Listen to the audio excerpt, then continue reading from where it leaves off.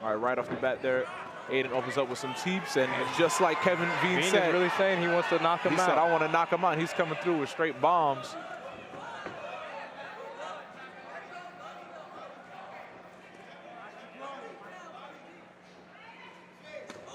But Aidan doesn't seem to mind the pressure right now. And that was a nice little setup that he had going there. Yeah, you could just look at the eyes and just the straight body language of both of these fighters. Neither one of these fighters plan on backing up. They're both coming forward aggressive. Even with their feints and their head movement, it's still aggressive. And what it looks like right now is that Veen is trying to wait and get that big, hard shot, whereas Aidan is actually pressing him a little bit and throwing a little bit more. So we might end up seeing Aidan end up getting ahead on the scorecards because he's being a little bit more active, whereas Veen is just trying to land a big bomb.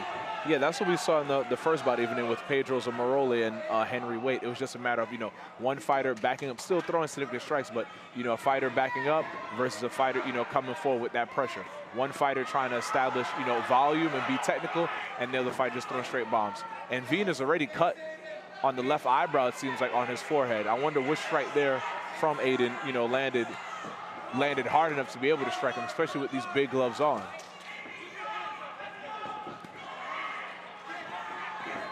I think one thing that Veen has to do, because he's been getting hit with some hard shots and he's not able to get up on the scorecards, is start wrapping up Aidan and start working the clinch. Yeah, exactly. This is Muay Thai, so if you feel like your opponent is coming too forward, too much pressure, just overwhelming, just reach those arms out there, reach behind his head, pinch those elbows in tight, and then hold on for a little bit, establish that clinch work.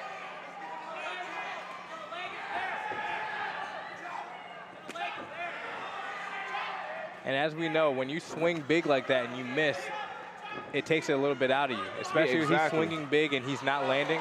He just landed. But the last 10 seconds here, it seems like Veen is starting to wake up. He needs to continue to come forward. On the scorecards, I have Aidan up 1 over Kevin Veen. I agree. And one fight that it makes me think of is Mark Hominick versus Korean Zombie back in the day. Mark Hominick threw a huge hook. Korean Zombie just stepped back and then threw a right hand and dropped him. Referee Chris McNoshi calls the doctor in, but the cage doctor in there, man, he's seen it all. That was a great first round. You'd have to be, eyes closed shut for him to stop this.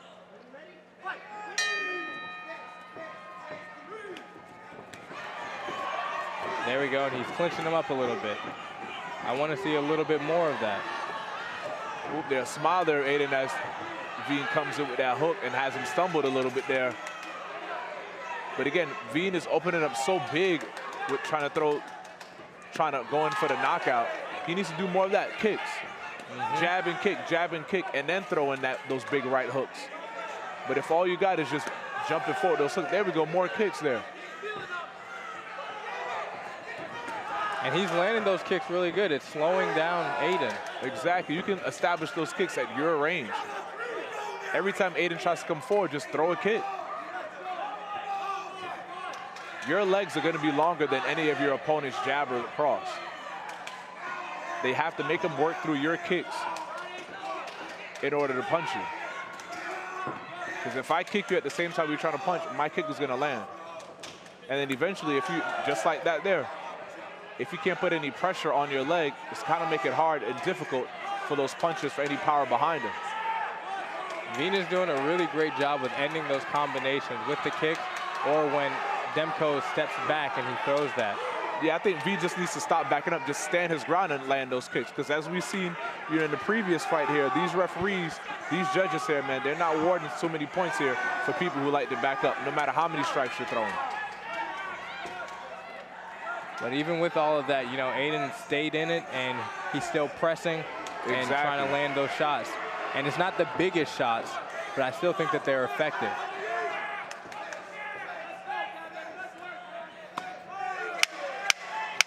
10 seconds left there.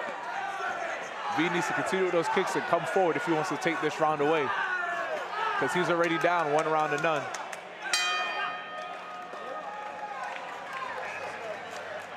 Going to this 3rd round here, I think Veen was able to do enough to take that 1st round, to take that 2nd round. So I got the 1st round, Aidan Demko, and then that 2nd round, Kevin Veen. That cut seemed to open up. They're bringing the doctors back in. Yeah, I mean, as long as it's not, you know, seeping in his eye and blocking his vision, the doctor still will allow it to go on.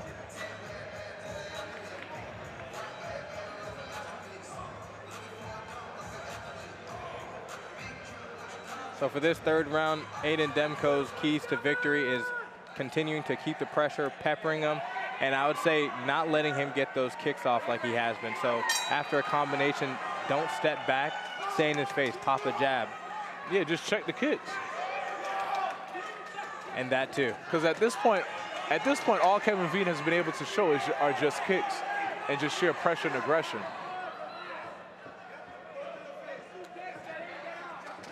And then it's also what makes it easier for him to land those leg kicks is how heavy Demko is being on that lead foot.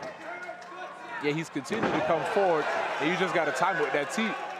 That's what I'd definitely like to see more out of these kickboxers and these Muay Thai fighters, is a teep. When you have an opponent coming in so aggressively, man, the only time you could, I would say, I would justify a step back is so you can line up your teep perfectly. And just like Kevin Veen there did, line it up right down the middle to have your opponent fall. Especially in a close battle that's happening so, you know, back and forth, you know, a teep that's able to get your opponent off his feet there, his back to the ground, man, sometimes that can be the difference maker here with a minute left in this 3rd round.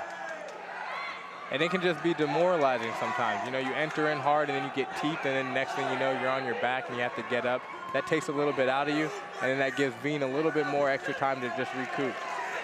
Yeah, it definitely seems like here, like Kevin Veen is starting to come forward and continue more. It seems like after that sweep there, he definitely woke up a little bit more. We got less than a minute to go here. No more backing up for either one of these fighters. You need to come forward if you want to win a close bout like this one. I think for Aidan, he's been getting that jab, but he's got to put a 2 behind it because Veen is not respecting it right now. Nope, not at all. Just like that, he 30 seconds left. 30 seconds left. Aidan Demko, man. And he's one thing I realized, he's trying to take this fight. There haven't been as many body shots. Veen, he could have thrown some more body shots, you know, to open up. Yes, either headshots or leg kicks that both of these gentlemen are throwing. Last 10 seconds, man. They need to, you know, throw it all out there on the line. And that's what Kevin Veen is doing, man. He's reckless out there. Give it up for both these fellas. Yeah. It was a good fight. Yeah, I don't know any other sport there where guys are, you know, trying to kill each other and then afterwards could just hug it out. Judges have reached a split decision. Judge number 1 rules this bout 29-28, Demko. Judge number 2 rules this bout 29-28, Veen. Judge number 3 rules this bout 29-28. Here is your winner by split decision. Fighting tonight, out of the red corner, even Kevin Veen, he's surprised. Look at the shock on his face there. He looks surprised that he even won. Sometimes when you hear that split decision, you don't know which way it's going to go. Yeah, it was